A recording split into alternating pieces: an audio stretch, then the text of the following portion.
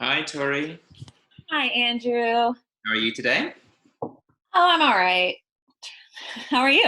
Very convinced, all right to me. I'm just trying to figure out unemployment shit, to be completely frank. And it's very frustrating. It just feels like they've cut off all like ways to communicate. I understand, but I still have a question. Yeah, I was watching a couple of programs about that, and for small businesses who are looking for support and so on, and they've just got these helplines that they don't even put you into a waiting queue. They just immediately say the lines are busy, call back later, and Pretty people are trying much. like 50, 60 times a day, and Yep, that's all they get. pretty much. Uh, So it'll be fine. Gotta love call centers now. Yeah, I feel for those people, so I'm like trying to like go into it with just like not trying to be a nuisance. It's gonna be nice, Sure. good But I don't energy, think but it's excusable for the government to do something like that, though. yeah, yeah. I mean, it's definitely not the Mhm. workers' fault, but it's definitely somebody's fault. Yes, it is. Yes, it is. Not trying to find blame. It doesn't help, but yes, it is someone's fault. Yeah, yeah. Well, I feel for you, man, for sure. Thanks. Mm. Thanks. Good morning, everyone. How are you all doing today? Good morning. Good. Hi, Sammy. Hey, Sam. Hi, Helen. Hi. How are you all today? Good. Nice weekend? Yeah, we've been experimenting with Zooming with all kinds of family all over the planet. It's quite remarkable. Yeah, So that's exciting. awesome. All right, let's see who else we've got.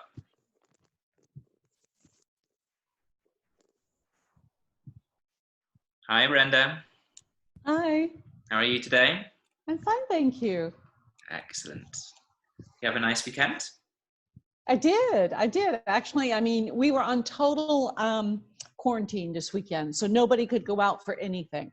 So basically just inside doing my homework and teaching a class and yeah, Yeah, you do teach. Are you teaching online, yeah, yeah, Brenda? I'm teaching online. Uh-huh. Yeah. And I'm actually busier than I was before teaching online. So it's kind of interesting. I would have thought, because I usually travel a lot with my teaching, I do a lot of private classes. And so that takes a lot of time, but no, it's really busy Well, doing classes online. yeah, I guess if you've been traveling, I mean, then you have students who would want your services, and this is how you get them these days. So Hmm. it's good for you. Yeah. A lot of yoga studios I've noticed. I think Yoga Works, is it? In New York City, just closed. Uh, Yeah. Definitively.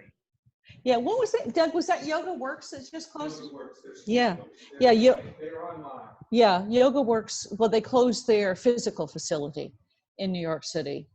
They still have virtual classes, and they're still in other places in the country. But that's a pretty big studio, and they just closed down. Well, I would imagine the rent in New York would be prohibitive if you don't have any income to offset it in the city of Yeah, New York. So, I mean, I think for most yoga studios, the rent is amongst the highest expenses. I mean, for us here in Flying Tree, that is our biggest expense every single month is the rent, I think, by far. Um, but yeah, I mean, you just have to be careful with the management. And I'm lucky that I've got reasonably understanding landlords here. We've had a good relationship with them for a while, so they're willing to be kind of flexible and understanding. But yeah, I mean, I can't imagine if you've got like a central New York location, how much that would end up costing you monthly. And I mean, my guess is that they're just doing that to save. They'll save the business, but they'll just close down the physical location until the end of the outbreak, and then look for either new premises or, yeah. yeah. But there we go. Good morning, everyone. How are you all doing today? Well, thank you. Excellent. I'm glad to hear it. You had a bunch of chicks born over the weekend, then? Yeah, I actually just got them. Not like Veronica. We didn't hatch them. I just got them from the country store. So. Oh, nice. Yeah. So you're gonna have chickens. Yes, we're gonna have chickens. Yep, gonna put them in the garden and feed them with garden scraps and hopefully get eggs and just kind of do the homestead setup. Very cool. Becoming self-sufficient. Yeah, that's the way. Awesome. Great. So welcome to class today, everyone. Well, I wanted to start just to take a quick look today at the 2 worksheets that I set for homework. So yeah, there were some easier questions, some more challenging questions. How did people find the worksheets at the end of the day? Did people get on with them okay? I thought it was, it took me a long time to do them, I have to say, you know, but it was well worth it. And I think that's a really great way to, I want more, but I'm not really saying you should do more, but there will be more. Yeah, it's a really great way to kind of have to try to come up with the words, hear the words, connect with the words. And I was going to say, I don't know if everybody knows this, but I discovered it by accident. When you put something on YouTube, there is a CC in the corner, closed captioning, and you can actually, it's not right this part, this whole thing. It should have an arrow and then you pull it down. Let me see. Yeah, with closed captioning, No. Oh. you need to be a bit Okay. careful because they don't always translate things correctly. No. It sounds like it looks like it's like when you talk into a microphone, like when sometimes I dictate messages using a microphone, and so it's not perfect at all. I have to go back and correct it, but it's sort of types what it hears Exactly. with a so it's actually sort of maybe it was a bit of cheating, but I did use that, and it was helpful, and I'm going to use it when I do the classes in Spanish because. Excellent. So we'll start with the warm-up worksheet, which you'll find in your email if you haven't downloaded it yet. And I don't know if you noticed in green that I tried to say a little bit about each section of the class. So the warm-up is a really kind of leisurely, nice and slow introduction, which gives the teacher plenty of time to construct cues, right?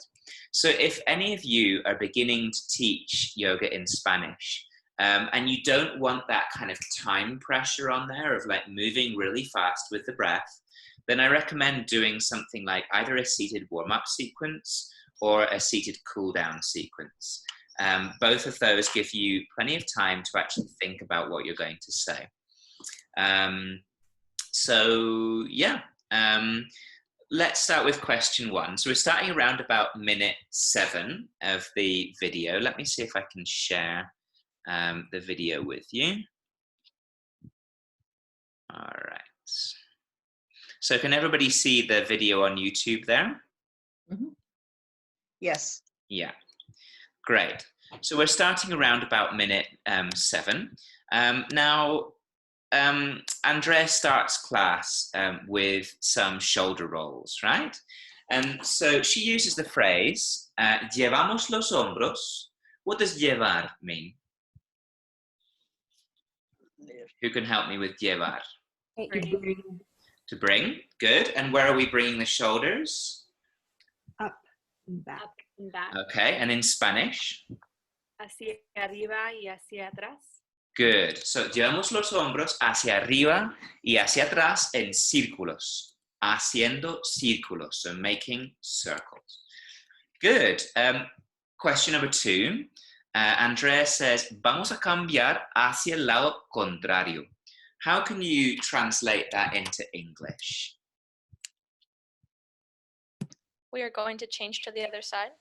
Yeah, let's change sides. You know, I mean, the literal translation is we're going to change towards the other side, but literally, let's change sides. Good. At 7:28, Andrea directs you to move the shoulders in 3 directions. So let's see if we can hear those 3 directions.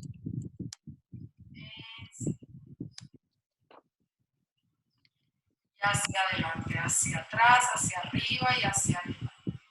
So, I don't know if you could hear those. Hacia, I thought she was saying hacia las orejas. And then, adelante, oh, adelante, not las orejas? Okay, and then hacia atrás and hacia abajo. hacia abajo y hacia atrás. So forwards, down, and backwards. So she's creating these reverse circles. Good. Okay, so if you can help me with the twist instructions at 7:40. So she says, inhalamos. Con tu próxima inhalación, relaja los hombros. Okay, so it's what comes directly after that I'm interested in. Who can help me with that? Llevamos nuestros brazos. So is it llevamos or is it elevamos? Oh. Elevamos. I I suspect have it's to listen to it probably a couple of elevamos. times. Yeah, so inhalamos, elevamos los brazos. Good, what comes next? Exhalamos. Giramos hacia el lado derecho. Good. So giramos hacia el lado derecho. Very nice. Good. Number 5. What phrase are we using for lengthening the spine at minute number 8? Alargar. Brenda, I think you're on mute, so I'm going to unmute you there. Good. So one more time, sorry. Alargamos nuestra columna. Good. Alargamos nuestra columna. Very good. All right. So at number 6, Andrea used the reflexive verb nos inclinamos hacia adelante. How can we best translate that? We lean forward. Yeah, let's lean forward. So inclinarse is to lean. Good. Number 7, manos en copa. I really like that phrase in Spanish. What does it look like to you that Andrea is doing with her hands when she says manos en copa? Tent the fingertips. Exactly. So in English, we might use the phrase to tent the hands or to tent the fingertips. In Spanish, you say hands in cup. So it looks like a cup shape, right? Good. Okay, so in number 8, we will need to complete the phrase from minute 8:36. Permite que tu cabeza descienda hacia La tierra. la tierra. So what does that mean? Permitir que? Allow your. Good, so allow your head to descend towards the earth. Awesome. All right, number 9. What does de nuevo mean? Again. Again. Yeah, again or once more. So it's a nice phrase if you're repeating an action several times. Okay, de nuevo.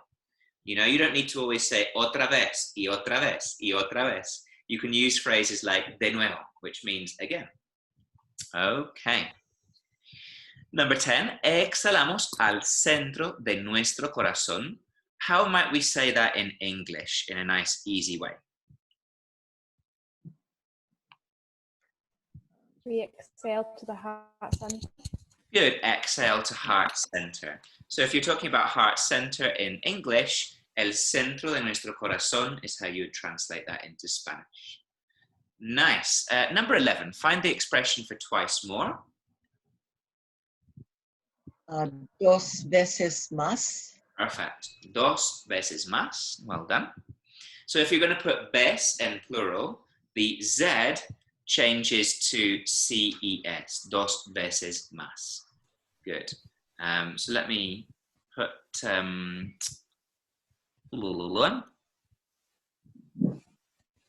yeah. So you should be able to see hopefully the presentation now on your screens. Is that right? Mm-hmm. So the word ves, when it's singular, it would be una vez. Or if you wanted to say another time, otra vez. Okay? When it becomes plural, the Z changes to a C. So dos veces más. Or tres veces más, cinco veces más.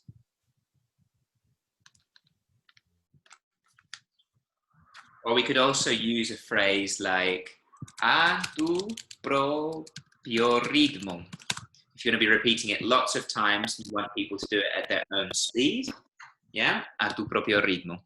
Has everybody seen that there's a page in their handout called Other Useful Asana Language, which you can see on your screens now? Yeah. So there are tons of phrases there that we've built up over the years that have been helpful, okay? So things like una contrapostura, a counterpose. Things like volver al centro, or nos encontramos en Tadasana. Ir sobre puntitas, to come on tiptoes. Venir al frente, to come forwards. So there are lots of nice little phrases that you can just lift out of that asana language page and use in your own creations. Okay? Perfect. Good. So let's go back to the handout now. Number 12. What's the phrase to help stretch the neck? Llevamos something hacia something. Can anybody help me with that? La oreja derecha. Yeah, llevamos la oreja hacia El hombro derecho. el hombro derecho. So we're doing this. Llevamos la oreja hacia el hombro derecho. Good. Number 13. What word is used for mat at minute number 10? Colchoneta. La colchoneta. Very nice. La colchoneta. Number 14. Mesa neutral, which is literally a neutral table, is an expression used for tabletop or being all fours. What alternative expression is given by Andrea at minute 10:05?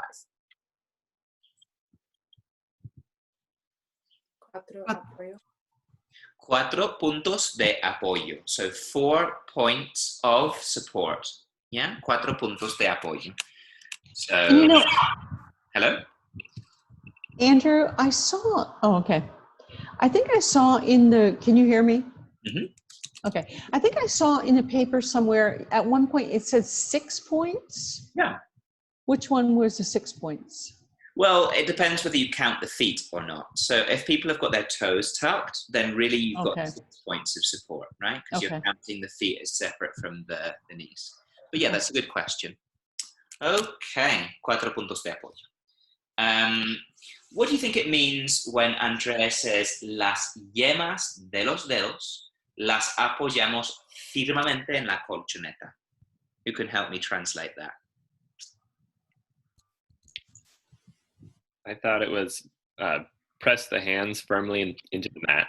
You're almost there, Stan. You just need to translate yemas. What is the yema of your dedos? Fingertips. Oh. Yeah, so we're talking specifically about our fingertips here. So she's talking about pressing the fingertips firmly into the mat.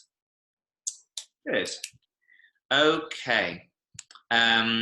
What verb do you think? This is a question that's not on your handouts. What verb can we often use for gripping the mat? Agarrar. Good, very nice. Thanks, Jackie. So it's agarrar. So you could also say agarramos la colchoneta, like so. Agarramos la colchoneta. Okay, very nice. What verb is used for rounding the spine in cat at 10:42? Redondear. Very nice. Thank you, Sir Mike. So it's redondear. Good. E-A-R. Redondeamos. Well done. And when Andrea says metemos colita, that's the Latina in her coming out there. Yeah. So when we use the ITO or ITA ending, what we're trying to say there is it's kind of little or kind of sounds cutesy, right? So, for example, well, in the plural, it's itos and itas. So, for example, it's really common in Colombia to say los huesitos, okay? And what does it mean? It just means los huesos. There's no difference in meaning. It's just she's made it sound kind of little and cutesy, okay? And here in Colombia especially, people use a lot the ito or ita form. me regalas una agüita, una cervecita, you know, un cafecito, un poquito de leche, un lechecito. You know, they always make things sound kind of smaller and cute. So in this context, Andrea is saying, metemos colita, which means metemos la cola. What do you think it means, meter cola? Turn the tailbone under? Tuck the tailbone. Your tailbone, well done. And you could use a preposition like metemos la cola por debajo as well, or metemos el coxis por debajo. So that would be por rather than hacia. Por debajo means, yeah, kind of underneath, as opposed to towards. Hacia abajo would mean sort of downwards, right? Whereas the word that we want to use is underneath. Right. The word for underneath in Spanish is por debajo.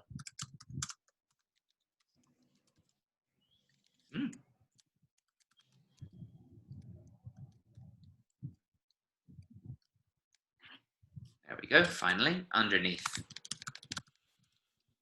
Okay. Okay. Good. Okay. Right. So what verb is used for arching the spine in cow at 11:12? Arquear. Arquear. Yeah, so arqueamos la columna. Very good. How do we say cow pose in Spanish? Vaca. Sí, la postura de la vaca, right? La postura de la vaca. All right. So in number 19, Andrea says, abre las rodillas a lo ancho de la colchoneta. What do you think a lo ancho means? The width. To the width of, yeah. So when you say a lo ancho de la colchoneta, she's saying open your knees mat width. Very good. How could we say to the height of in Spanish? So imagine that I'm lifting my hands to shoulder height. I could say, subimos las manos Al nivel. al nivel de, maybe, yeah, that's one option. Al alto de. One more time. Al alto de. A la altura de. A la altura de. And I've heard your instructors, I think, say al cielo. Well, that would be towards the sky.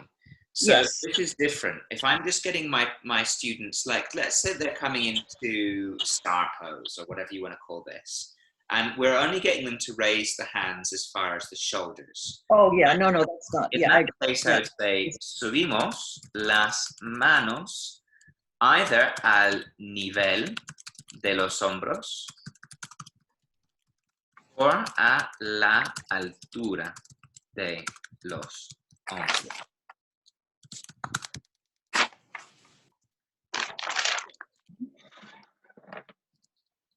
Okay.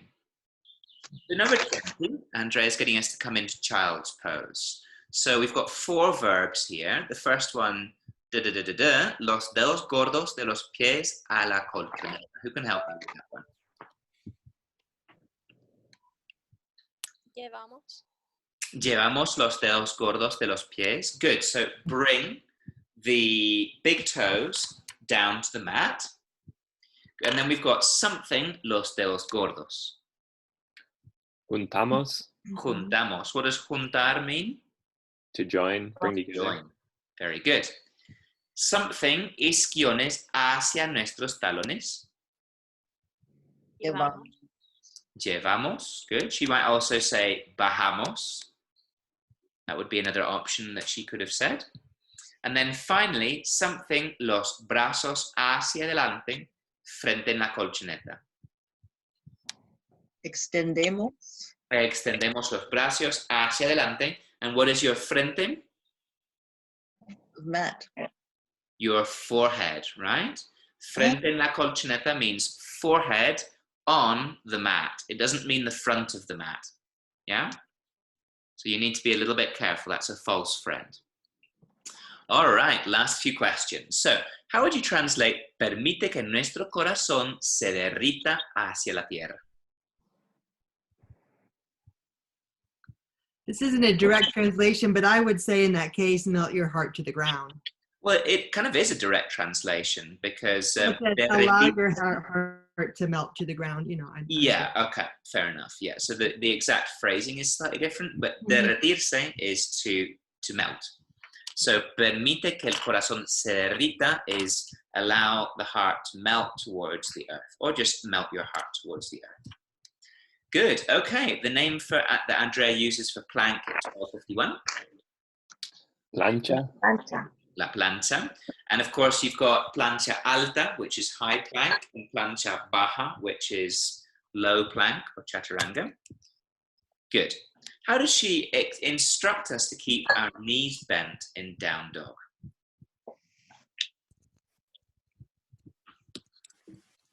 Las rodillas flexionadas o dobladas. Good. So the verb mantener, if you can see in the presentation there, means to keep, right? So you can use mantener plus a body part plus an adjective to mean keep something in a certain position. So, for example, mantenemos las rodillas dobladas or flexionadas. So keep the knees deeply bent or slightly bent. But of course, you can use that phrase in many different ways. You could say, mantenemos los hombros sobre las muñecas. So keep the shoulders over the hands. Yeah? Or mantenemos las piernas activas. Yeah, so keep your legs engaged.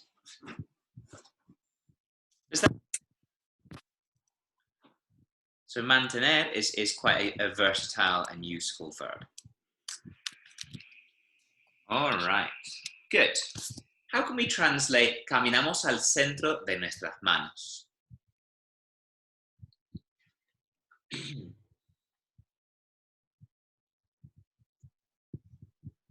Walk to the center of your hands. Yeah, so walk between your hands. I think you wouldn't really say that in English, would you? Walk to the center of your hands. You'd say walk between your hands. But in Spanish, caminamos al centro de nuestras manos is a good phrase. So it's a nice one that you can just kind of pick up and use in your own translations. Good. What verb does Andrea use for half raising into Ardha Uttanasana at 1340? Alargamos. Alargar. One more time. Alargamos. Alargamos. What does alargamos mean? To lengthen. Yeah, to lengthen. So she's not always going to say half raise. She can also use the phrase for to lengthen the spine. Good. What phrase is used for releasing the arms in Tadasana at 1421? Solamos. Soltamos. Soltamos with a T, soltamos. Very good. And finally, what action is Andrea guiding when she says, llevamos los isquiones hacia los talones? Tuck the tailbone? Yeah, it's a sort of a tucking the tailbone, or generally just a kind of an engagement through the pelvis and the lower half of the core, right? So it's literally bring the sit bones towards the heels. Good. So we've got that slight posterior rotation of the pelvis going on. Okay, well done, everyone. Good. What time is it now? Just check my clock. I can't see it anywhere. Okay. 11:25. So 11:25. Perfect. So we'll get going. We'll leave it there for today.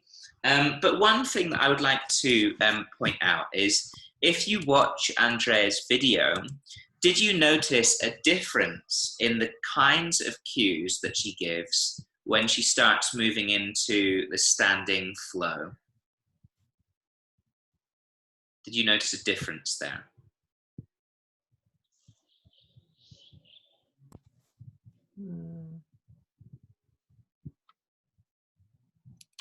I think they were shorter. Yeah, definitely. So and I recommend that you all go back and watch that video several times, because it's really, really useful to see how a native speaker handles a class like that, right? When we start teaching a foreign language, often a lot of the things that we instinctively do in our own classes go out of the window, and we kind of panic, right? Because suddenly we've got to deal with all of these concepts in a different language. So it's really useful to remember, during the arc of your class, how do you use language? So generally speaking, and it's something that my teacher has been talking about that I've really liked, and it's the expansion of the amount of movement and the expansion of language kind of go opposite to one another. So the more movement that you're doing, the less technical that you can be with your language. The less movement that you're doing, the more technical you can be with your language. So if you're starting to do like a very quick warm-up flow, you really don't have a lot of time to get into details. You guide the breath, you guide an action, you use a posture name. Inhale, raise the hands, Urdhva Hastasana. Exhale, fold, Uttanasana. Inhale, lengthen the spine, Ardha Uttanasana. Exhale, lower into Chaturanga. Inhale, raise the chest, Urdhva Mukha. Exhale, lift the hips up and back into Adho Mukha. Very little language, fast flow, one movement per breath. Okay, so if you're doing a fast standing flow, you need to keep the language extremely simple. Once you get people into the later stages of class, so the build up towards a peak posture, or the peak posture itself, or the cool down, you're moving, generally speaking, less quickly. Certainly in the style that I practice, when I'm doing my build up, I'm leaving my students a little longer in their postures. And that gives me more time to be technical, right? So if I've got people for 5 or 6 breaths in Warrior 2, I can talk about the stability of the base, the engagement in the legs, the movement of the energy into the pelvis, and then the movement of the energy from the pelvis up through the upper body out towards the tips of the fingers. Yeah? So I can get a lot more technical at that stage. So you might like to think about your own language, right, in each stage of the class. And that's why I often recommend people who are more beginner kind of level Spanish speakers deal with a sitting flow when you don't have the pressure of moving quickly with the breath on top of you. Because it can be exhausting, honestly. If you get straight out there and try to deal with like a fast vinyasa flow for like 40 minutes, your brain will go into meltdown. And I mean, I've seen it happen. It's very challenging. So set an easier task for yourself. Yeah? Do something a little bit more simple in your first few times teaching classes to native speakers. Does anybody have any questions about that? I was going to ask, will there be transcriptions available for the videos? No. Okay. I just thought I'd double check. Yeah. No, I mean, that's the idea of the exercise at the end of the day, is to get you to really engage yourself. Yeah, I just wondered after if you'd give a transcription. That's not something I was planning on doing, no. Okay, no problem. But what I might do is, interestingly enough, I'm completing another teacher training in Spanish right now. And part of that is composing my own hour-long classes in Spanish with themes and everything. So I may share that with people as and when I've got that all put together. Because for me, it's a nice exercise. I mean, although I do a lot off the top of my head, it's a nice exercise sometimes to sit down and kind of write things out in long form. So you may well get a full class coming your way, but it won't be in the we form because my teacher doesn't like that. It'll be all in the command form. Mm-hmm. Andrew, would you say that video that Andrea did for us, is that like regular speed, or was she like trying to be really clear and slow? No, it's not the regular speed that she would speak at. That's a video that she made specifically for this class. Got it. If you want to see her regular style, just go onto the Facebook page. Remember that you should ideally do 5 practices from the Facebook page to graduate. And just, watch a couple of her classes. The nice thing is that at the moment she's got one of her neighbors. It comes round to model for her. So it's actually really clear. There's somebody doing a really nice physical demonstration for you there. The sound isn't amazing, unfortunately, but that's just the nature of using technology. Yeah. Okay, thanks. Any other questions? Okay. So I'm going to divide you now into some breakout groups. And the idea today is I would like you to think about language for introspection, okay? So introspection can happen really at any point in class, yeah? It's not just during the opening meditation. It's not just during the closing meditation. And when I'm guiding the thing we do here in Flying Tree, can everybody see the introspective words there up on the screen? Mm-hmm. Yeah? Yes, no? Anyone? Mm-hmm. Yes. Yes. So introspective words, once we've generated an action, it can help students do various different things. It can help them reflect, it can help them to bring their attention within, and it can help them expand their consciousness sort of outwards, towards the universe. So this is just a group of words that I came up with in English that were specifically introspective words. So allow, acknowledge, become aware of, balance, center, connect with, deepen, find, notice, observe. So they're not words that we would use to cue actions generally. We wouldn't say, observe your right foot stepping forwards and visualize how the knee is stacked over the ankle. Watch yourself open into Warrior 2 and, become conscious of the extension through the fingertips. That's not how we would use introspective language. We would say, root the feet into the floor, stack the knee over the ankle, expand through the fingertips, and then we can use the introspective language. Become conscious of the feeling of space in this posture. And that's where our introspective language comes in. Yeah? Bring your attention to the feeling of energy radiating out from the center of your chest. Yeah? So that's how we're going to use introspective language. Now, in your groups, what I would like you to do is to brainstorm in what different moments in class might you use that kind of language, and what kind of language might you use for that particular specific moment. So to give you an example, I might use introspective language in Warrior 3, which is a really intense standing balance pose. And the kind of language that I might use is to do with valor, to do with courage, to do with willpower, to do with endurance, that kind of thing. Does that make sense? Mm-hmm. So in your groups, I want you to think about all of the other circumstances you might use this language in, and just take 5 minutes to brainstorm. Okay, any questions? All right, so I'm going to divide people into rooms. And whenever you're ready, just give a click on your screen.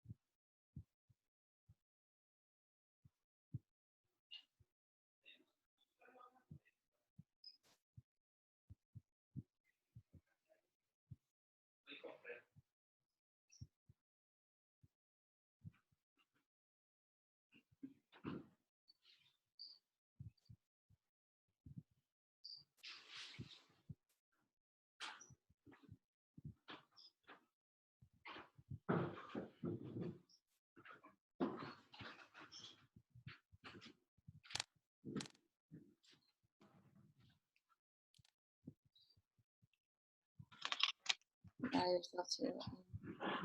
But like if you're in a pose, I guess if you're in just about any pose, I might encourage people to feel your feet on the ground, be aware. Or like you could say like notice your feet on the ground. Notice is another. Yeah. Notice your feet. So pay attention in terms to of the model that I would like to teach you, I think it would be even better to talk about an action and then invite an introspection. So for example, engage your feet on the mat and notice, the lifting through the arch.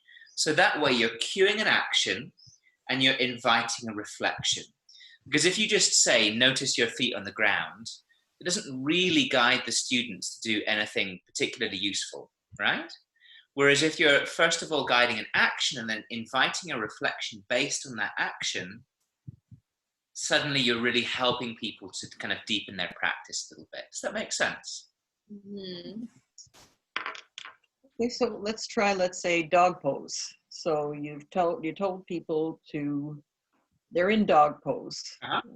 What would you say that they should do now that their body is making something like that shape? I mean, I would tell them to, pardon me? What do I really want to achieve with my downward dog? And let's say that I wanted to encourage students to lengthen their torso, right? So what I could say is pressing the hands into the mat, lengthen the side body, and notice the space that you have created within the pose, right? So that way you've cued an action and then you've invited a reflection. Does that make sense? Mm-hmm. Mm-hmm. And for me, I mean, when it comes to my teaching, whether it's in English or in Spanish, that's generally the way that I try to cue people in a pose, that you cue an action and you invite a reflection. And so you're using this balance between active and introspective language always within a pose. So another example would say be in a chest opener or shoulder opener, you would say, and as you say, for example, in camel, so allow the shoulders to come away from the ears, placing the hands. I wouldn't say allow, first of all, because allow suggests that you don't have agency here. Whereas when you when you're bringing the shoulders away from the ears, that's an action.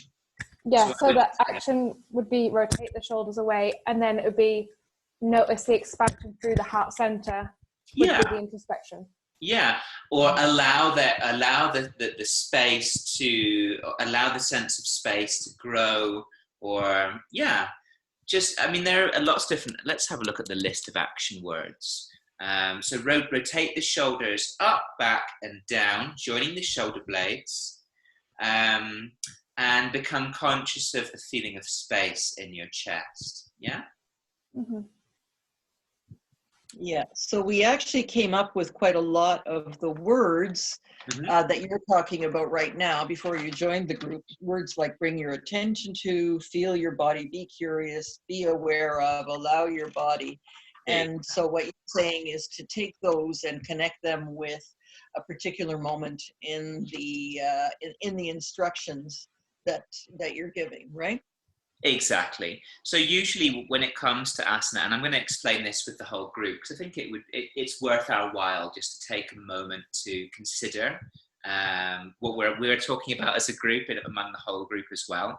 But yes, I mean, it's just a pattern that I've developed with my own teaching, that for the best results, you give an action and you're very definite, efficient, and direct with which action it is that you want students to take, so that there's no confusion about what they're going to do, and then invite a reflection that is somehow linked to that action. I'd like to discuss, not now, but with the group, the idea. I don't like to tell people how I think they should be feeling. No.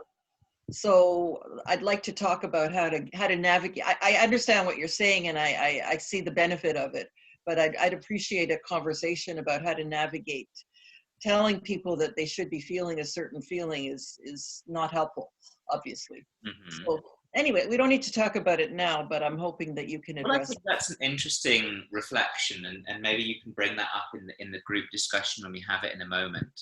At no point would I ever suggest that you tell someone how they should feel. What you're doing is you're inviting them to connect with whatever is going on inside. So it's always an invitation, right? Yeah. But what you can do is suggest certain values that you want to instill within students during class. So it might be that the theme of your class is to do with bravery and opening to the way that things are, for example. So it might be that your student doesn't feel particularly brave or doesn't particularly want to open to the way that things are in the world right now. But what you're trying to do as a teacher is guide people towards feeling that sense of, well, embodying that sense of bravery in their practice, right? So you're not commanding them, well, you must feel brave here. But what you can say is, for example, let's say we're coming into camel pose. Rotate the shoulders up and down the back, lift and open the chest with a sense of bravery. And that way, that's an introspective phrase, right? With a sense of bravery, con valentía in Spanish. Yes. You're not saying to them, well, you must be brave at all times, because maybe they don't feel that way. But what you're trying to do is instill in them that sense of working with that concept. Yes. I was more concerned with the fact that not everybody is necessarily going to feel the openness in their chest, because depending on where they're at. So if we tell them that they're supposed to feel openness in their chest and they're not able to tune into that sensation, then they feel they're doing it wrong. So that's a dilemma. But I understand we're also just planting seeds, right? I think that when we guide practice, people might not necessarily feel strength and groundedness and stability in the standing balance to begin with. But if we plant those seeds there with time and with practice, they will flourish into something hopefully greater. Anyway, I'm going to bring us back to the group practice now, and we will have a little chat about these things. Okay.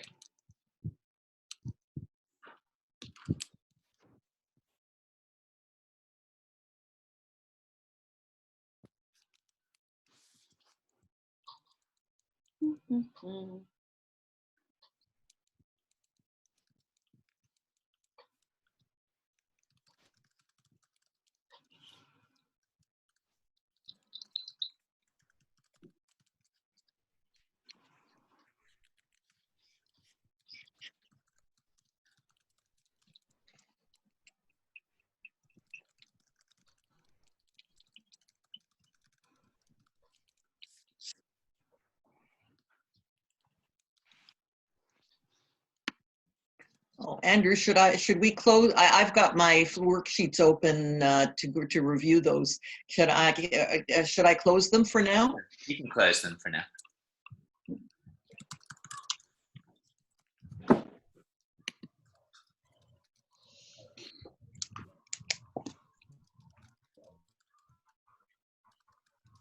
Okay, so welcome back, everybody. What were some of the times in class that you had suggested, for introspective language? Who would like to share? One of the poses can be in Tadasana, focusing your attention inwards. You could also mention, location of the physical body, the heart upwards towards the clouds, or you can really get more internal with your language in a pose like that. You might be holding a little longer. Okay, great. Thanks so much, Phoenix. What other examples of introspective language can you think of during an asana class? Yeah, we talked a lot about Shavasana. And what might you be guiding people in Shavasana? Bring your attention, these are just what we came up with. Bring your attention to your breath, feel your body, be curious, be aware of, allow your body, notice, those types of things. Great, awesome. Thank you, Helen. We mentioned when you're doing two different sides, maybe after one side, observing the difference in the feeling of the energy in the body compared to the other side. Super nice. Thank you, Brenda. Great. How about you, Megan? What were some of the examples that you came up with? I think you might need to put, I would just put you on, yeah. Okay, gotcha.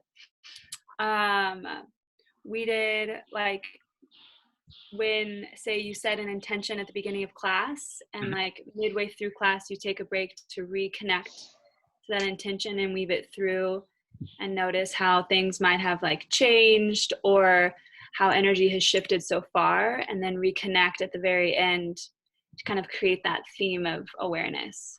Very nice. Thank you much, Megan. That's nice. Great. Selena, what were some of the circumstances you talked about? We talked about, Phoenix had this really cool phrase to bring consciousness to every pose. So like if you have a theme for your class, like you mentioned in Warrior, Stan pointed out that when you mentioned in Warrior being brave, like if your class is about vulnerability, if your class is about any specific theme, you can find sort of energetic language in any asana that you're holding for more than a couple of breaths and sort of choose to activate it with that specific intention. And I really like what Selena just said there about any asana that you hold for more than a couple of breaths. And I think it's important to make that distinction there, because again, if you're doing a warm-up flow, right, sun salutations, whatever, the aim there is just to get students moving, is to get them flowing with the breathing. We're not going to be putting very much focus at that point in the class on introspective language, right? When we're holding our students in postures for a few breaths or more, that's a much better opportunity to start bringing introspective language into the class. And introspective language can be often things that are connected with the values that we want to kind of implant in students. Think of it as, again, like planting little seeds, right? So again, if you want people to work on the idea of opening to grace, maybe they don't feel very open or very gracious in their first class or two with you. But if it's something that you plant on a regular basis within people and you invite them to explore in their experience, that in their own time, they're going to understand those values much better. And so that's often what we're doing in these postures, is we're planting these kind of little seeds. And those seeds are often related to the theme or to the intention in the class that we're working with. Great. Okay. Let's have one more person. Good. What about Casey? What were some of the postures that you explored in your group discussion? Well, we mentioned that balancing poses. Sometimes, you know, I mean, for instance, when I'm holding tree for a while and we kind of have a drishti and we're just giving the mind something else to focus on, kind of, you know, let go while you're holding that balance. Then we, you know, pause there for a moment. Beg your pardon, Casey, because I really love the idea of a tree, right? I think it's a very poetic image that we can literally physically recreate in our own bodies. And so sometimes it's really useful to use metaphor, right? So metaphor is when you use an image or a thing to embody a certain concept. So a metaphor would be saying, you know, you're a tree, root your feet into the ground and feel your roots growing through the earth. And from this stable and rooted base, grow up and, you know, express yourself through your branches. That is a metaphor, okay? A simile is saying you are like a tree, yeah? So simile and metaphor can often be really useful in these circumstances as well. Great. And what I wanted to show you how to do, just briefly before we split away, is how can we actually use introspective language? So in most of our asana, let's assume that we're coming into warrior one.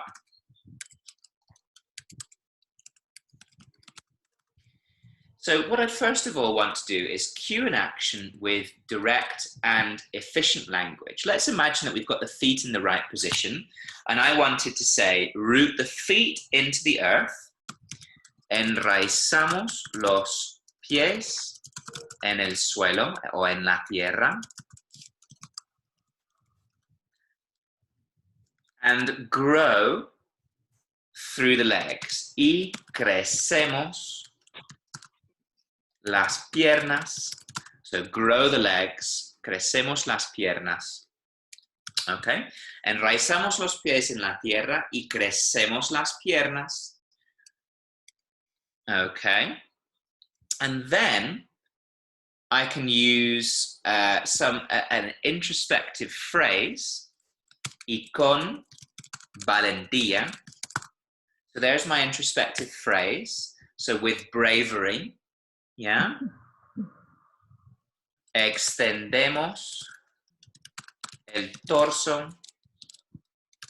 y los brazos.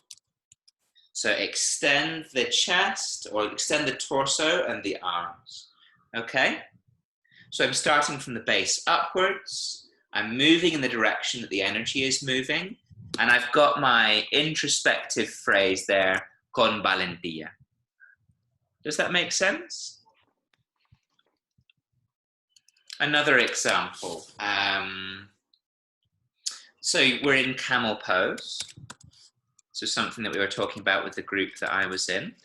So we could say, rotamos los hombros hacia atrás y conectamos omóplatos.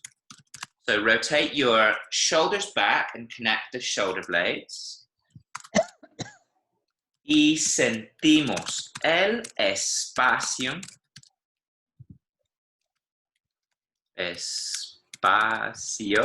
que hemos creado en la postura. So feel the space that we've created in the posture.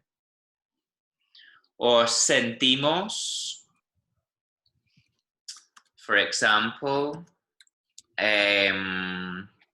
la apertura en el pecho.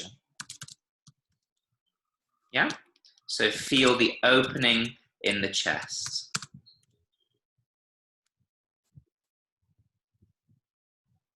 Does that make sense? So just as a very general rule, cue an action, be efficient and direct, and then provide an opportunity for introspection according to whatever action or pose you are in.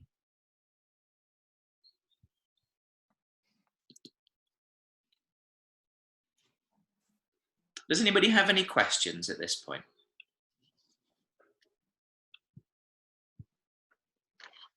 I have a question. Yeah. I know that like at the beginning when we first started last week, you talked about how some things just don't translate well. Mm-hmm. So how will we know when we're being introspective with language, if it's a metaphor that lands or if it's not appropriate? That's a great question. It's a challenge, right? Knowing how to deal with introspective language in a foreign language.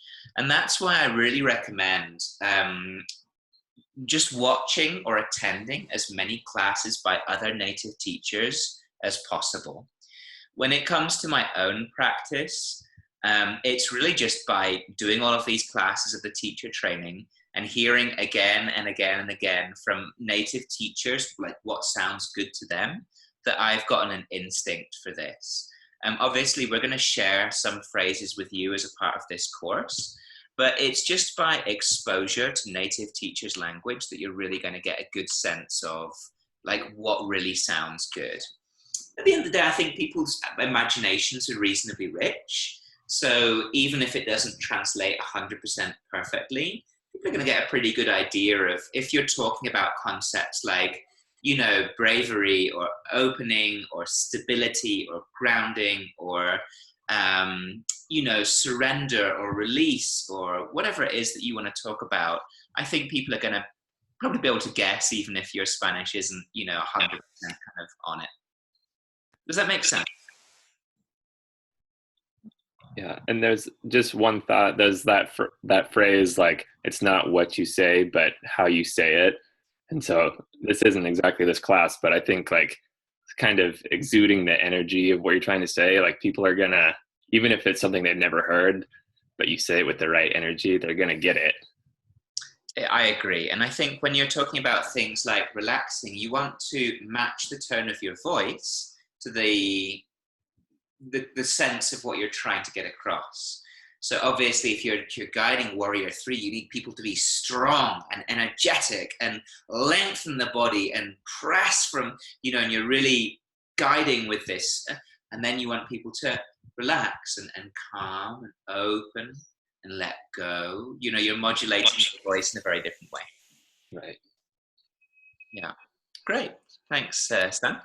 Perfect. So I'm going to bring you back into your groups one more time. What I would like you to do this time is to choose one of those moments in class for introspection. So it could be Shavasana, it could be Pranayama, it could be standing balance, it could be seated meditation, whatever, it doesn't really matter. And what I want you to do is to brainstorm vocabulary in English that might be useful. So center your attention on, focus on, open to, these kinds of phrases. Does that make sense? So I'm going to give you around about 10 minutes, no less, 5 minutes to brainstorm the language in English, and then we'll come together and I'll do some translating for you. Okay, so.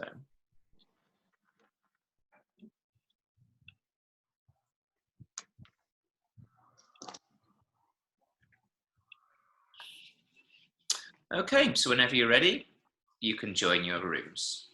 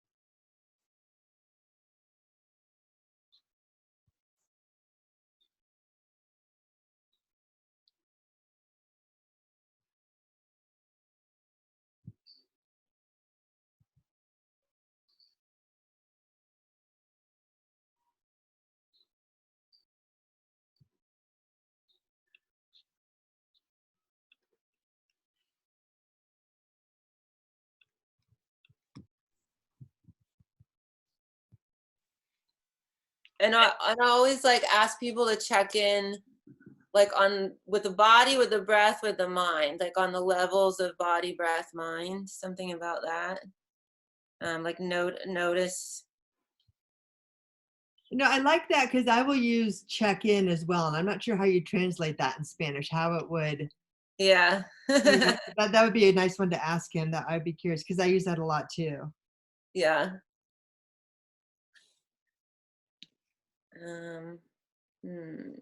I might say observe or note, kind of along those lines too. And I'll say a lot of times, you know, whatever you notice, just let it be or allow it. Yeah. You know,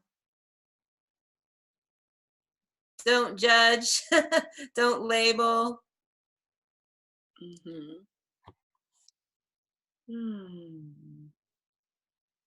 Also noticing what's different, what's changed. Oh yeah. Be present with sensation or whatever you notice. Be present. That's a good one. That's a good one. Yeah. Be present.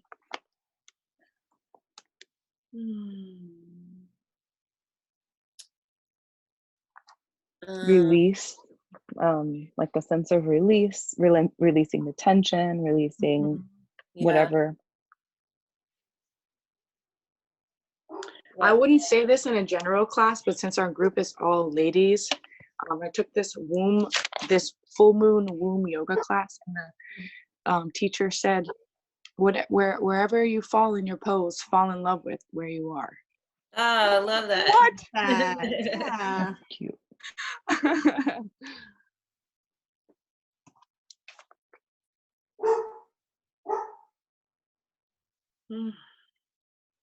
Yeah, I think I use the word recognize a lot sometimes, or just imagine. I'll say like, imagine this, imagine that. Yeah.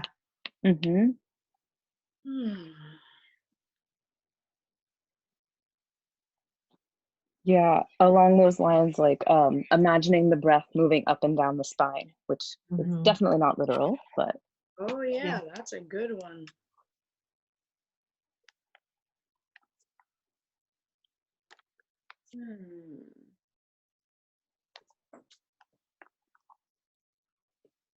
Oh, that's nice. Watch tonight in my yoga class, I'm gonna be using some of these. What you're here for, Phoenix? Do it. In my English class. That's okay.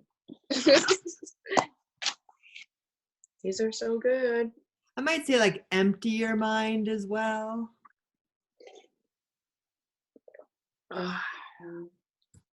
Also return to your intention. Yeah.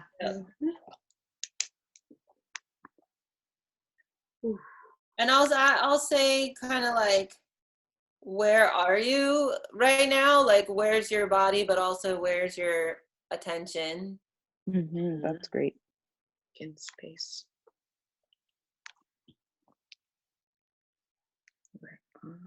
Where are you?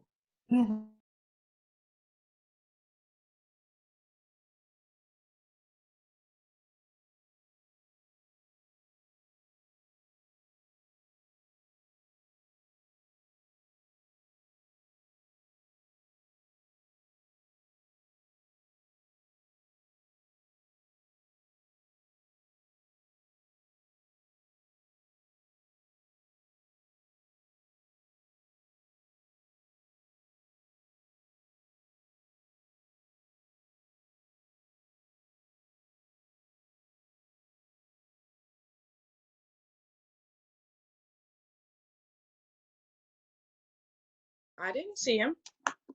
Oh, but the curtains are up. Maybe he was, but I didn't hear him either. Did you get a message from him? No, I already checked. That's weird. And I forgot that. He's usually never this late, right?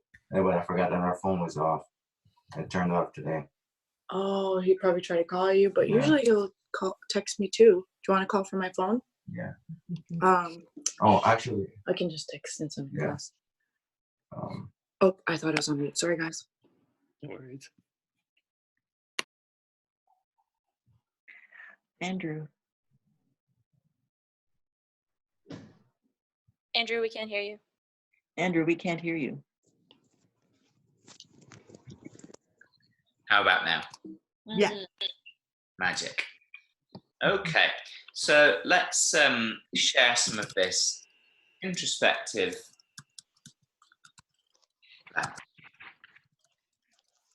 So group one, I think was Brenda, Brittany, Megan, and Sam. What posture or circumstance did you choose for your class? We chose the transition between standing and lying down, but not Shavasana yet. Okay. So between being and a vertical and being in a horizontal position, yeah. Okay. And so what kind of language did you find you might use in English for that circumstance? You said feel the sense of support of the earth. Okay. So what I would like you to do now is to, when you're thinking of these phrases in English, usually what we have to do to put them in Spanish is work within the language that we have, right? So usually what that requires us to do is to really consider what is it that we're trying to say? What is the core of the concept that we're trying to get to here? So what you're talking about here is the, one more time, if you could repeat what it is that you just said. I said, feel the sense of support of the earth. Yeah. So what we could use a verb for to feel or observe. So there's two nice ones here, notar and observar.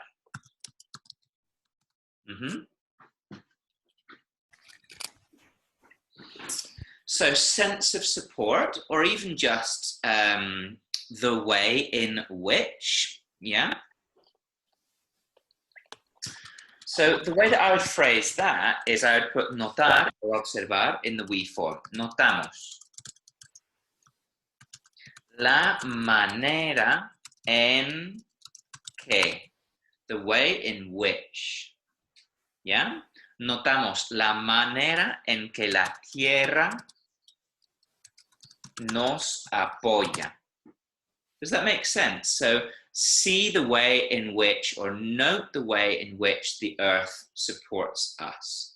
So we've kind of phrased it a little bit differently so that it sounds a sort of slightly more comfortable in Spanish. Yeah?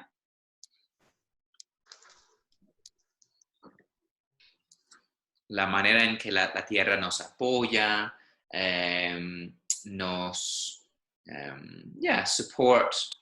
I think that's the right word to use. Okay, great. And what were some of the other phrases that you used in this transition period?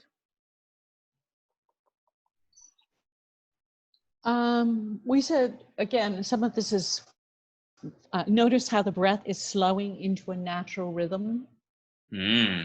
So again, let's rephrase that so it sounds a little bit more comfortable in Spanish.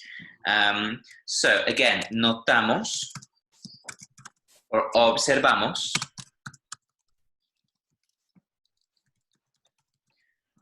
now, instead of phrasing it in a passive manner, the way in which the breath slows into a natural manner, let's be a little bit more direct and efficient with our words here. So let's say, note or observe the natural rhythm of the breath. So, el ritmo natural de la respiración. And that way, I've taken a bit of a mouthful and made it a little bit easier to deal with in Spanish. So, observamos el ritmo natural de la respiración. Yeah, good. Okay. Somebody else from group number 1?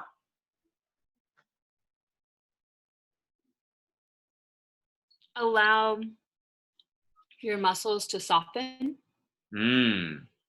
Good. So a word of warning for allow.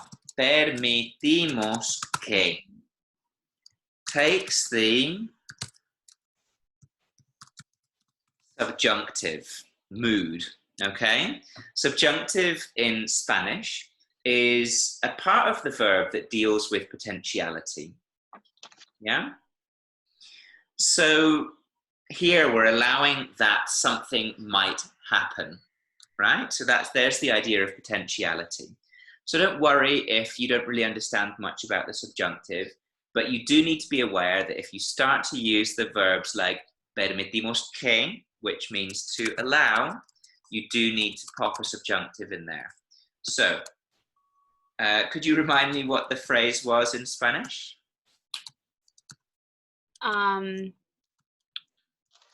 Permitimos que, like, feel your muscles to soften.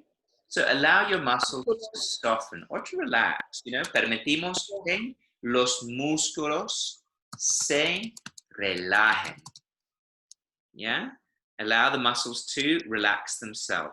Permitimos que los músculos se relajen o se suavicen.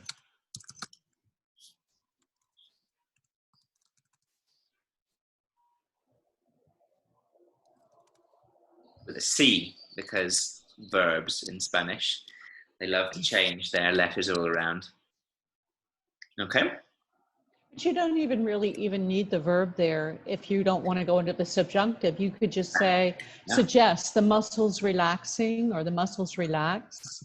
Or just relax your muscles. Relajamos los músculos. Yeah? So you can make these things, again, if you're slightly newer to Spanish, make it easy for yourself. Make it simple. Relax the muscles. Yeah, make it super simple. Oh, okay. Now I understand. Is that why you in the second to last, permitimos que los músculos se relajen? Is relajar an AR verb? It is, but in the subjunctive, it changes. AR verbs change to an E, just because. Oh, I need to go over that. Okay. Yeah. So again, if you don't know what the subjunctive is, I really don't want you to get lost in the subjunctive today. It's not important.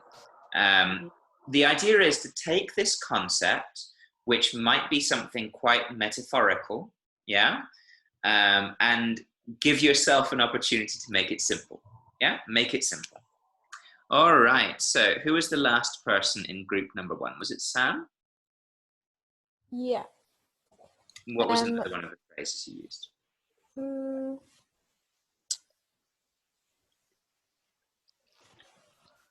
Okay. Take a moment. No, wait. Feel the length of the body on the floor. So, to feel, sentir.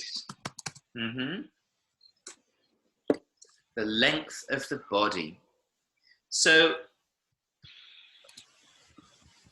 how are we going to most easily say that? Sentimos como. Like, so let's feel how. Sentimos como se alarga el cuerpo en el suelo. So let's feel how the body lengthens itself on the floor. Sentimos como se alarga el cuerpo en el suelo. That's a nice phrase. I think that one works quite nicely.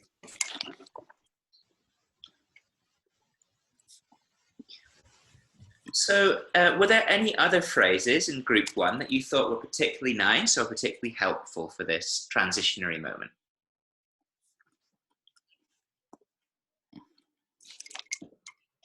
We just kind of gave the command of, like, exhale a sigh of relief for being on the floor. Otherwise that was about it.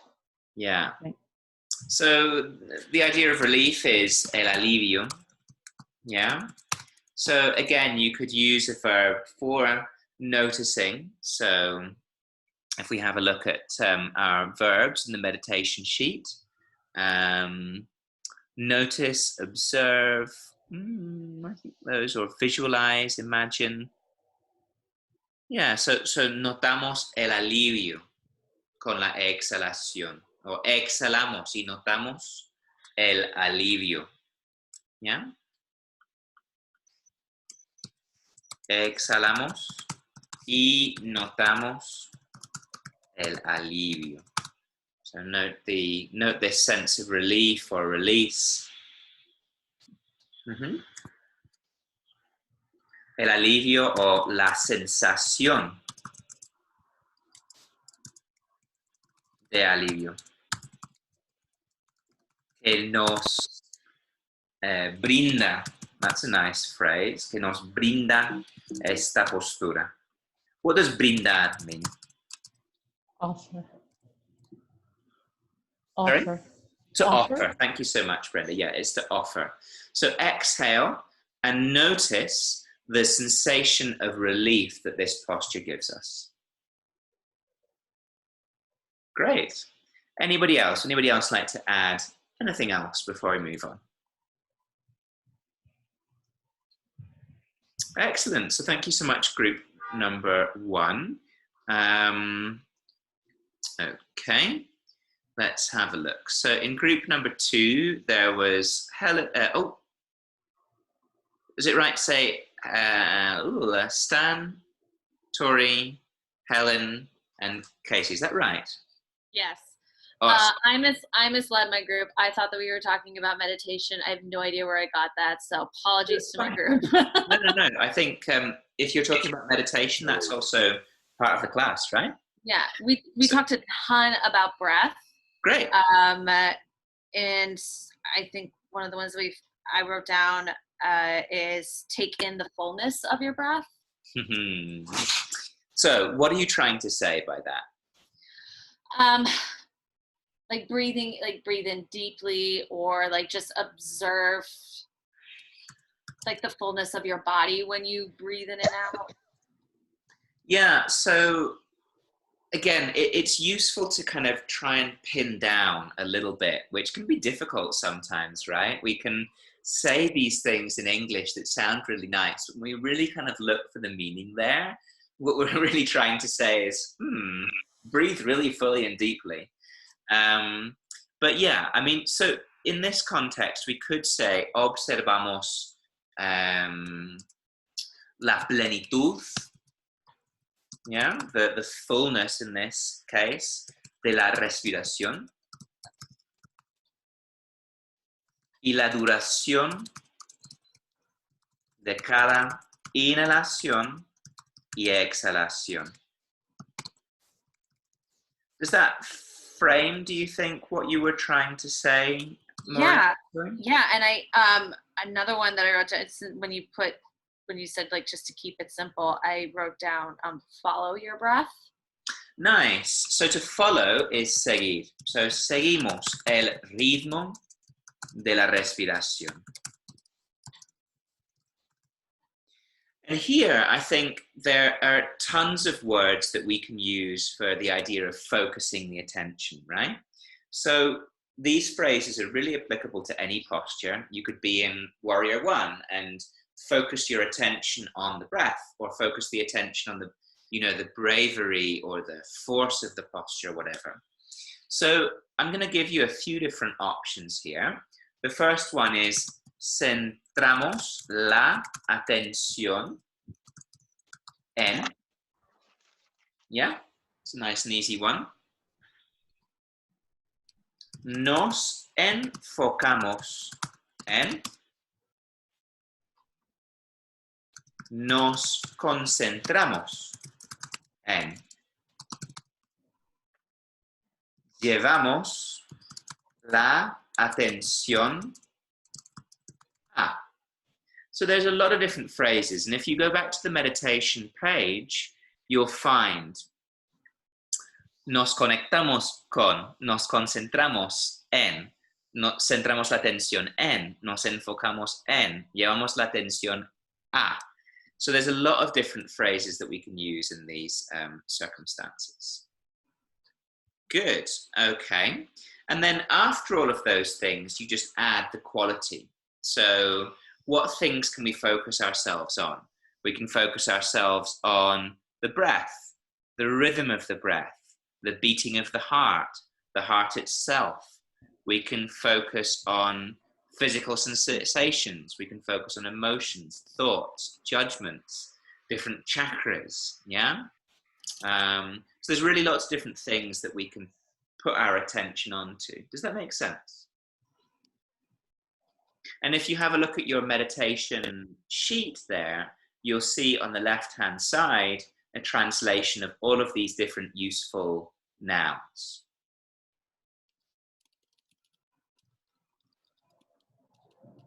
So, for example, nos enfocamos en el ritmo de la respiración.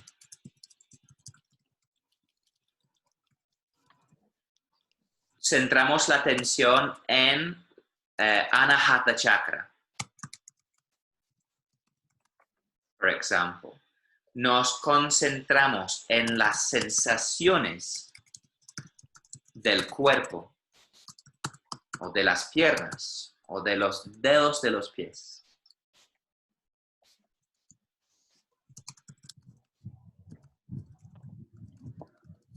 Llevamos la atención a la sensación de valentía en esta postura. There are tons of nice little phrases that we can use here. And you can kind of mix and match them so that you've got this variety of language going on. Does that make sense? How would you say, let's focus on the sensation of lightness within the body? Lightness within the body? Mm-hmm. So, or heaviness within the body? Because you could do so heaviness is pesadez. Mm-hmm. And lightness is ligereza, I believe. Yeah. I think they're feminine. Let me just check. This is where it's good to come into lingui.com. Let's see what Lingui has to say today. So, looking for heaviness, la pesadez, and I think it's la ligereza también. Yeah. So again, you choose your verb, notamos, observamos, centramos la atención en, nos enfocamos en, and then you could say la pesadez or la sensación de.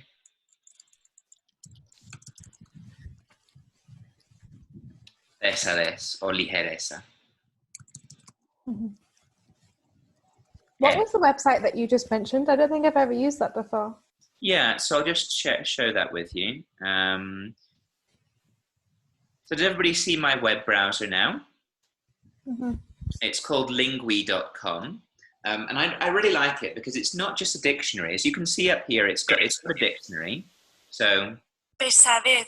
And it will tell you in Spanish, pesadez, okay? It'll give you a guide to pronunciation. But this is the really useful bit down here. All of these sources where I can check, does this fit with the context? So let's have a look here. Symptoms that usually bring a person to a doctor: a feeling of heaviness, tightness, pain, burning, pressure, or squeezing. Yeah, heaviness. It's like this feeling of being heavy in the body, right? Son sensación de pesadez. Perfecto. Ahí estamos. Okay? So, in that context, let's go back to la sensación de pesadez. There it is. Okay, good. Any other, another person from group number 2? What other things did you look at? Well, I was kind of thinking that to use introspective language kind of at like the peak pose, or like you're in a really challenging pose, say you're holding plank for a long time, okay, for an hour and a half, whatever. I like the phrase, feel that the pose is being done through you.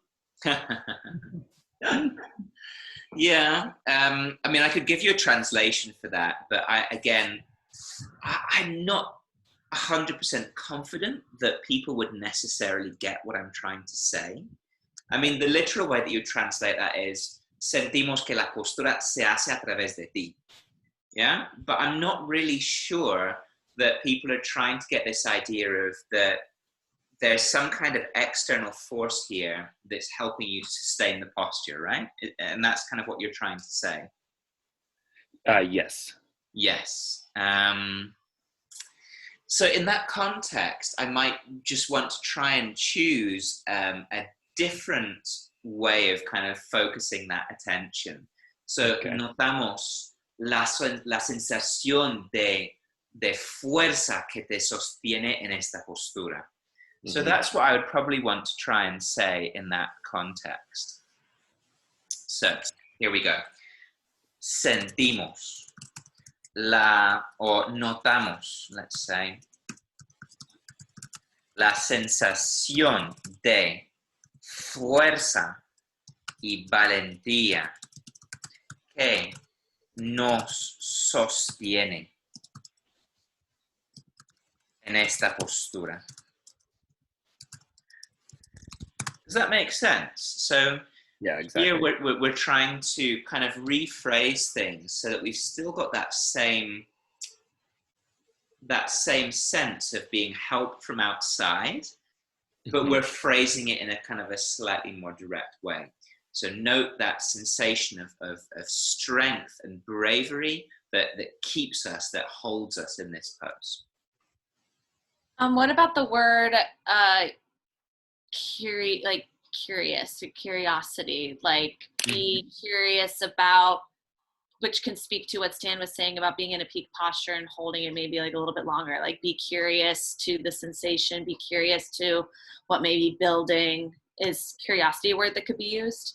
Yeah, so con curiosidad exploramos, ya, las sensaciones en esta postura, or en la pierna, or en wherever it is that you want to direct people to feel those sensations. So con curiosidad, yeah, with curiosity, exploramos, let's explore.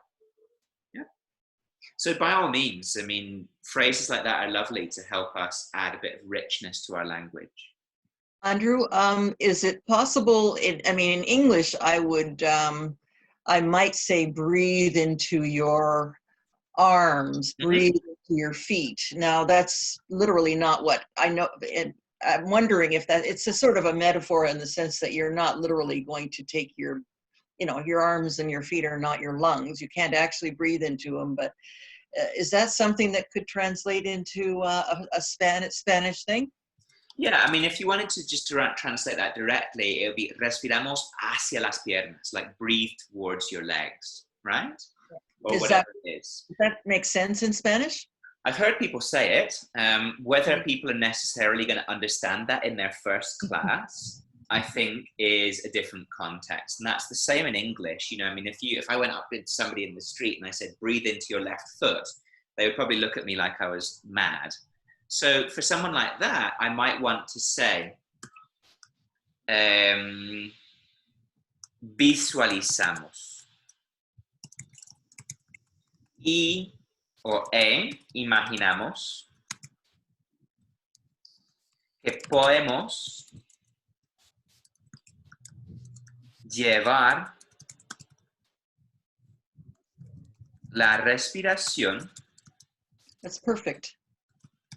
Yeah. A diferentes partes del cuerpo. Yeah, that's great. So if you wanted to kind of, just cue to people the fact that we're not literally going to breathe into our foot, but we're just imagining here, yeah? And really that technique is designed to help us focus on a particular area, find space in that area, and then relax any tension that we find in that area. That's really what we're doing when we're directing breath into different parts of the body. And it's a really nice technique because it's very visually effective. So yeah, if you did want to cue that, visualizamos e imaginamos que podemos llevar la respiración a diferentes partes del cuerpo. Respiramos hacia tu pie izquierdo, yeah? Mm-hmm. And then you could start saying things like sentimos el espacio en el pie. Con la exhalación, soltamos toda la tensión de este sector or de esta parte or whatever it is that you want to say. Does that make sense? Mm-hmm. So you're kind of almost guiding like a body scan meditation with that kind of thing. Or you could do. Yeah. Great. Okay. So let's move on to group number 3. And I believe that group 3 was Jackie, Phoenix, Selena, and Sarah May. So yeah, anyone who would like to share? I'll go. We did like a little bit of like when you've just come out of an intense pose and you're back in down dog or back in child's pose and you're asking people to check in. Okay. And maybe just, how would you say, like, be present with whatever arises or What whatever. you're trying to say, when you're saying be present for whatever arises, what do you mean when you're saying that? Like trying to say, like, give space to whatever you notice. Like, don't try to change it. Mm-hmm. Let it be. So if I was going to make this language super simple, I would simply use observamos lo que está sucediendo en este momento. What does that mean? Observe what's happening at this moment. Yeah, so that's a way of making this into a very simple phrase. Observamos lo que está sucediendo en este momento o en esta postura.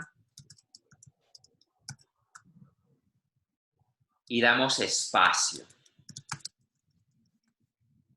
Yeah? Or you could even say, damos espacio a todo lo que está sucediendo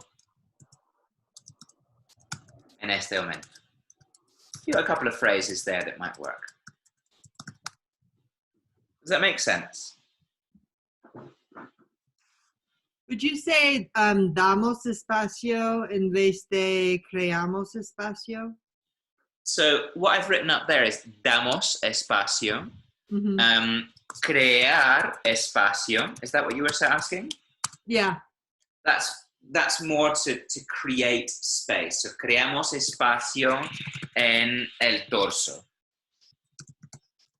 So that's a slightly different meaning, if you see what I mean. Giving space and creating space, I would use those in different contexts. Okay. So I'd give space for something that's kind of already happening, whereas I would create space physically, yeah, within a posture, especially in something where I want, you know, this kind of a sensation of organic expansion within the pose. So for example, if we're in Warrior 2, I'm going to focus first on creating a stable base, on the energy moving from the feet through the legs up to the focal point in my pelvis, and from the pelvis, radiating energy out through all of my limbs and creating space. So muscular engagement followed by organic expansion. Does that make sense? Yes. Yeah. Good. Somebody from group 3, somebody else from group 3. What other phrases do you think might be useful? We mentioned asking people to return to their intention. Yeah, so that's a nice, easy phrase. And I think that, first of all, let's talk about setting an intention. Establecer una intención. So, establecemos una intención para la práctica de hoy. Yeah? So let's set an intention for today's practice. Y la invitación es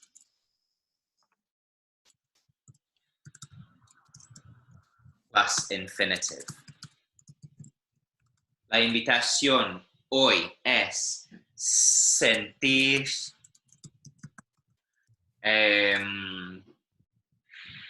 la valentía en tu corazón, en las posturas, en los arcos, for example, or just leave it like that. Yeah, sentir la valentía en tu corazón. And then you can go weaving that intention into your postures as well. Yeah.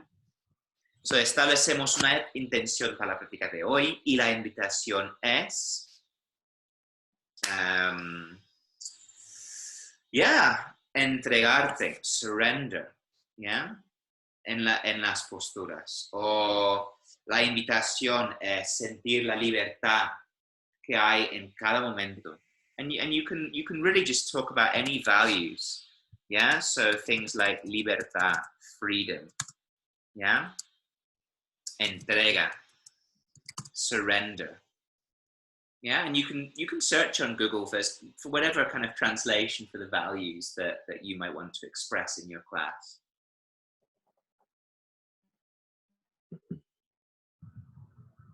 Great. Now, when you want to instruct people to come back to their intention, regresamos. O volvemos a la intención de hoy.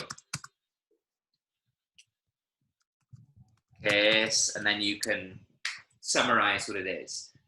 Volvemos a la intención de hoy, que es sentir la valentía en tu corazón, que es buscar la libertad en posturas difíciles. ¿Ya?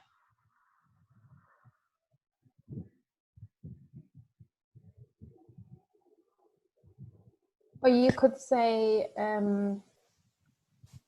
create an intention, like a personal one to you. So not suggesting one, but allowing them to choose their own intention for the practice. Yeah. So in that case is establecemos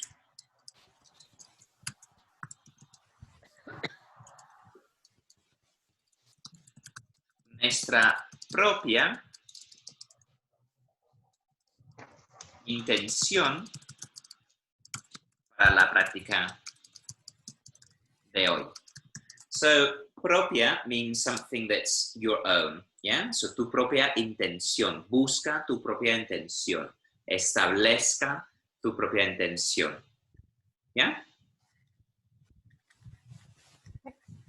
Or just keep it in the we form and keep it simple. Establecemos nuestra propia intención para la práctica de hoy.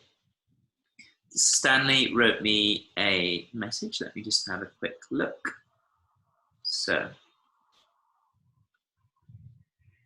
sentimos el cuerpo como energía. My recommendation, Stan, would be to ask one of the girls tomorrow and see if that's something that would make sense to them. Yeah? And ask them if there would be a better way of phrasing that. Yeah. Because literally that's how you would translate that, but whether people would necessarily understand what you're trying to get at is a different question. Mm-hmm. Great. Okay, any other things from group number 3? Sure. To bring the body, breath, and mind into alignment. Yeah, so to align is alinear. So alineamos el cuerpo, respiración. What was the final thing? And mind. Y mente. Alineamos el cuerpo, la respiración y la mente. Yeah? Again, whether that's something that would make sense totally to a Spanish speaker is a different question. And you might want to use a verb such as conectar. Conectamos el cuerpo con la respiración, con la mente, o con la conciencia, even better.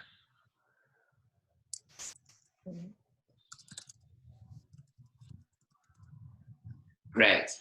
So what I'd like you to do now is I'm going to put you back for the final 15 minutes into your breakout groups.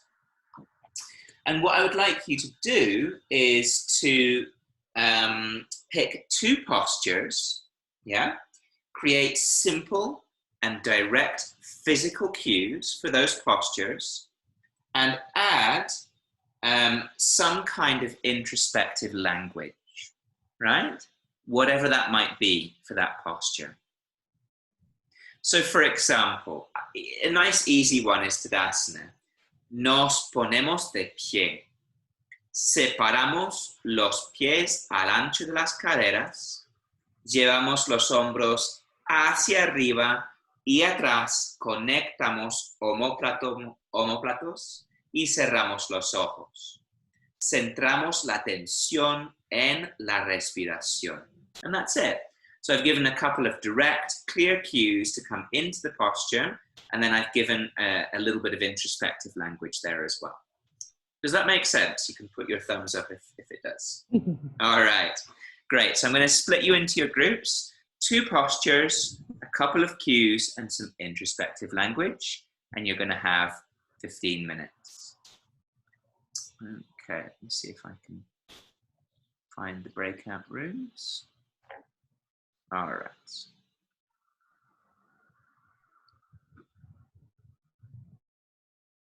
So you should now have the invitation.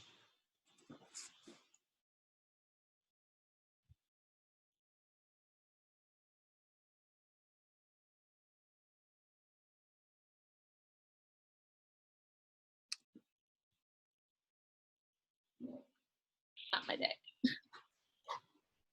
So do we want to start by picking a couple of postures that we can just all focus on for cues? Yeah, yeah. I mean, can we do Tadasana just as he said? Only come up with the language ourselves. See. Mm-hmm.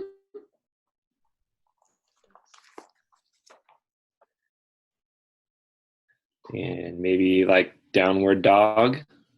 Yeah, sure. Downward dog, except there's a lot going on there. But anyway, sure.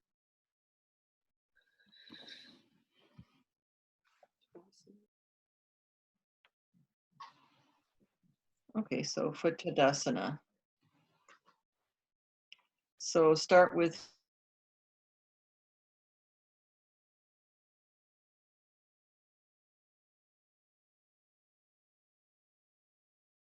Altiera.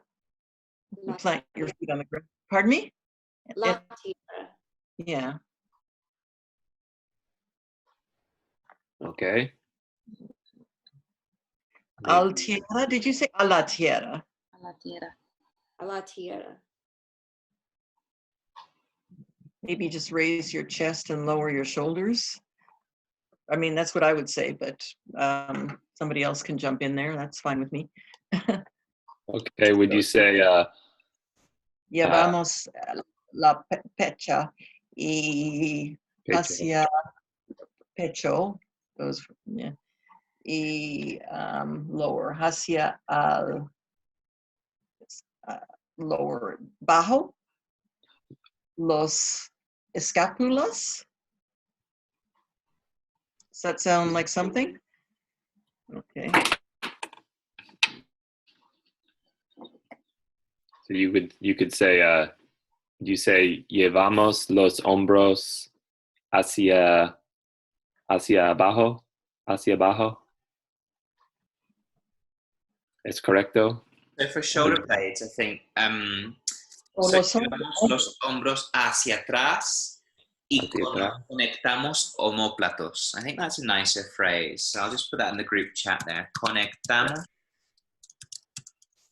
omóplatos.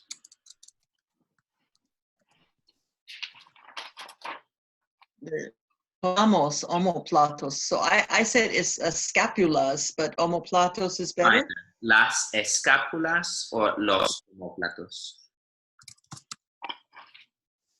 Yeah. So then what do you say to people to feel inside? We could say focamos atención en el respiración. Mm-hmm. I would. Do it again. Focamos atención. So it'd be enfocamos la atención. Why is that? Enfocamos. Oh, enfocamos. Enfocamos. If you just have a look at your chats. Yes. And then you would choose your object. Oh, see, is it el respiración or la respiración? So words ending in ION typically are feminine. So it would be en la respiración, like so. Respiración. Okay. Respiración. Una regla. And yeah, enfocamos la atención.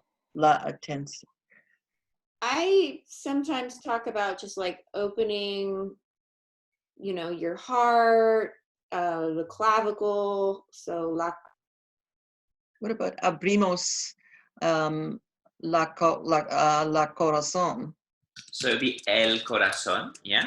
I can't seem to get those genders into my brain. Well, Thank you. just practice this time. So, abrimos el corazón y sentimos amor para todos, ¿ya? Sí. Y sentimos amor propio. What does amor propio mean?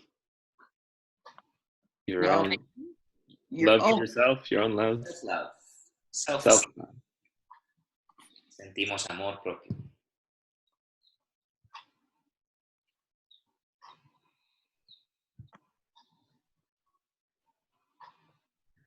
So what was the first one though? It was sentimos, sorry, it was what you had said, Casey. What did you say in the first place? Opening the heart, which we did. We would say, was that okay? Abrir la corazón. So el corazón. Pardon? El corazón. The we form, el, it's masculine, corazón. And then y sentimos amor propio. Yeah, that was, yeah. Abrimos el corazón y sentimos amor propio. Good. I'm going to go on and join one of the other groups now, so I'll leave you to it. Thank you. Gracias. La planta. Yeah. Subimos la planta del pie derecho hacia el tobillo. El tobillo izquierdo. Okay. And then just bring the hands to the heart in prayer position. Juntamos las palmas.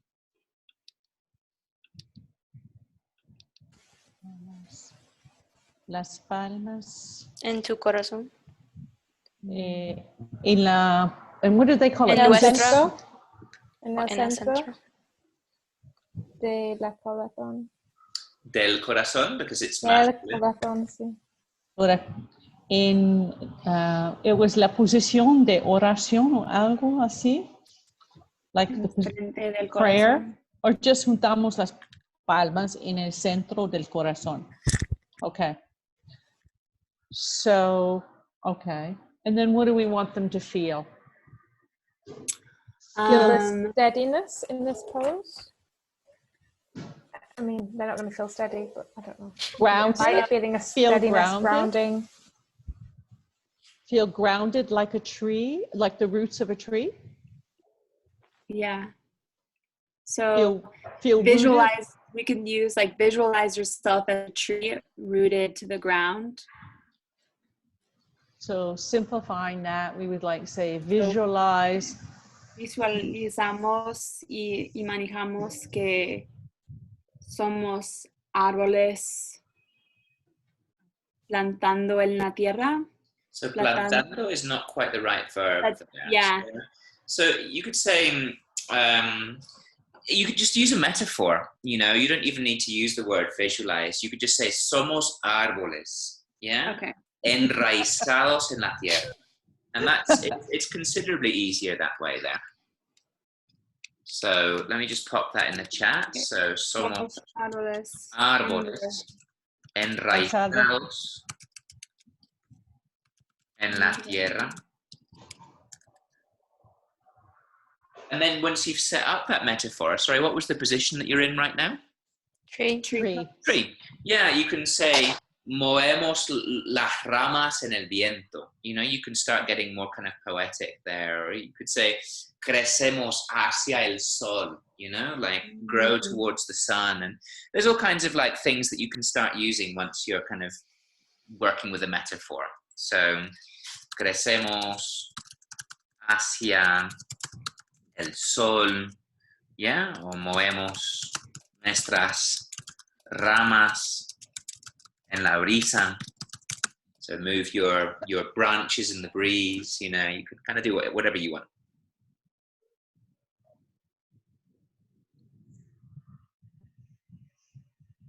Okay, I think we got it for that one. Yeah. So warrior 2? Mm-hmm. Cool. Okay.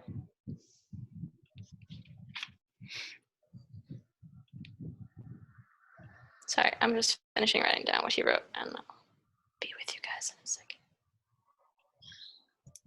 So do we want to start? We do the same thing, just start in Tadasana and go from there. Okay. Just make it easier.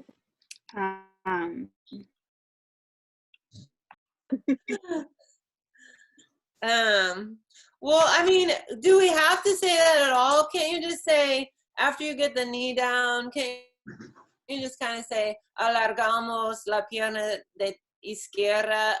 You know, like, Yes. people know what half pigeon is. And that's actually much safer, actually, than referring to the shin in the first place. So Yeah. I really like that. That's the way that my master Can you say teacher that teaches again? it.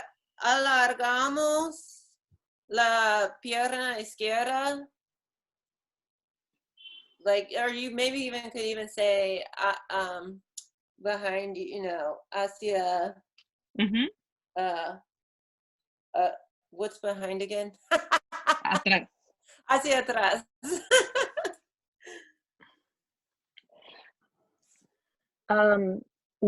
Let's add with the top of the foot on the ground. Con el empeine. El or la empeine? El empeine. El empeine. Thanks, Andrew. El empeine sobre el tapete.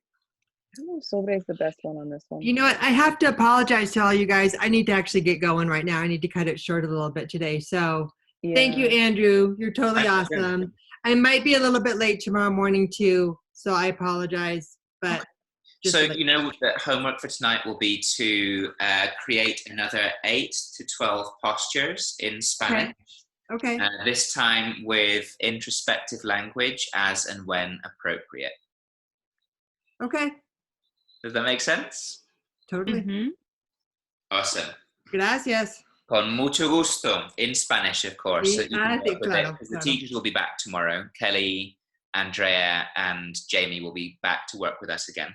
Great. I have a work meeting at 10, but I'm going to get out of it as quickly as I can. So All righty. thank you. My pleasure. Have a great afternoon. You too. Bye-bye. Thanks, Jackie. Thanks. Okay, so we've got 2 minutes to come up with like a couple introspective phrases. Well, this was your brilliant idea, Sammy. So what's your favorite cue when you're teaching pigeon? What's your favorite introspective cue? I always like to, let's see, how would I say this in Spanish?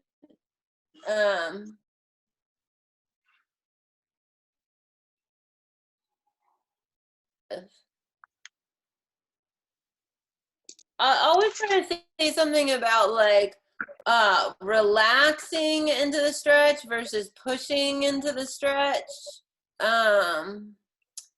But that's sort of a physical cue still. Well, what if we made it slightly more introspective by talking about breathing into the hip? Yeah, okay. So how would you We say could go like, imaginamos, what was that one? Que la respiración, It was a really oh, good que phrase. podemos llevar la respiración hacia las carreras. Bigger. Hello. So I'm going to close the breakout rooms now so that we can finish up. Okay. So And Andrew, I too have to start work now. So thank you for the Alright, but homework. you know what the assignment. homework I'll see is, you guys right? tomorrow. Bye. All right. Bye, everyone. See you soon. See you. Bye, Selena. See you tomorrow. Hasta mañana.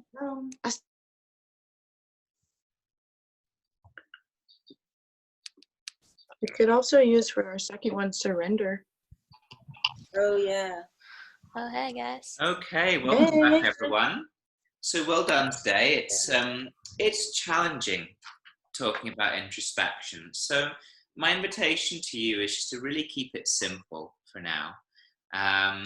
Keep watching the classes of Jamie, Kelly, and Andrea on the YouTube channel. Sorry, not the YouTube channel, on Facebook, because they will really give you a better appreciation of how to handle meditation.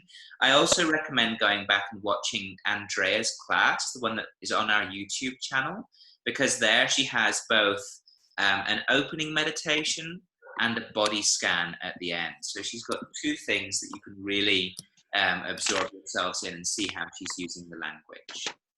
Tomorrow, Jamie, Andrea, and Kelly will be back. They'll be helping us one more time with our sequences. So I'd like you to make a new sequence in Spanish for tomorrow, yeah?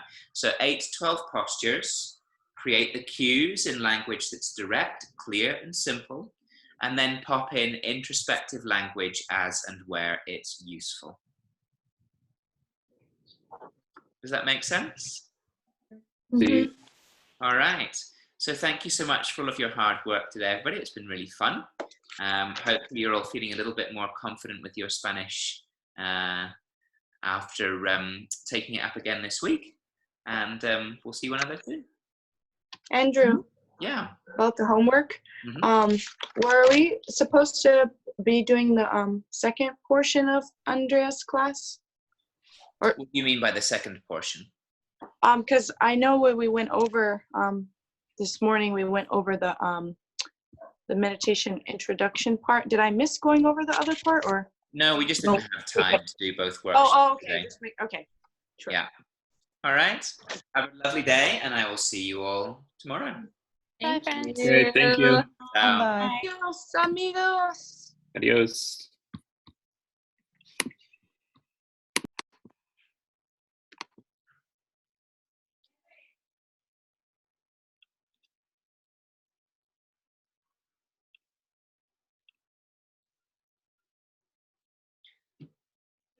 Un minuto, please.